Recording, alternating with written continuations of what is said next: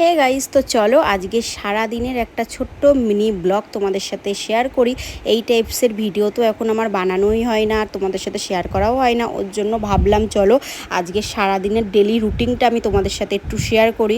সকালবেলায় দেখো মুখ হাত পা ধুয়ে আমি তো ফ্রেশ হয়ে গেছি, তারপরে হালকা এখানে একটু স্কিন কেয়ার করে নিলাম। আর এই লিপ বামটা গাইস খুবই ভালো, যদিও আমি শেষ করে ফেলেছি। আর এখন আমি এত ওষুধ খাচ্ছি গাইস রোজ। তারপরে কিছু জামা প্যান্ট ছিল আমার কাঁচা, সেগুলোই আমি বার করে নিয়ে এক চুটকি মেরে কেচে ফেললাম। তো চলো কাচাকুচি তো হয়ে গেছে, এবার চলো ছাদে যাওয়া যাক, এগুলো মেলে দিয়ে আসি। তো ছাদে এসে দেখি এত পরিমাণ আজকে রোদ উঠেছে কি বলবো, আর আকাশটাও কি সুন্দর লাগছে দেখো।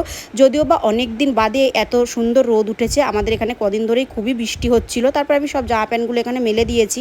তারপরে এ দেখো আমাদের এই ছোট্ট বেগুন গাছটা দেখতে পাচ্ছ, একটা ছোট্ট বেগুনও হয়েছে।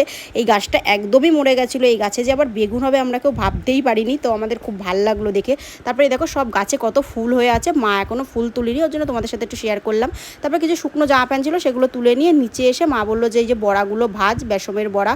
তো এইগুলোই আমি দেখো কি সুন্দর লাল লাল করে বড়াগুলো কিন্তু ভেজে নিয়েছি। ভেজে টেজে নিয়ে আমি কিন্তু বসে পড়েছি সকালের খাওয়া দাওয়া করতে।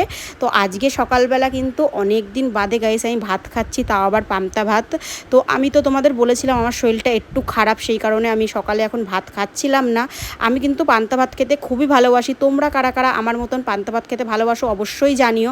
তবে খাওয়া দাওয়া করে উঠে আমি এখানে করছিলাম হালকা একটু স্কিন কেয়ার।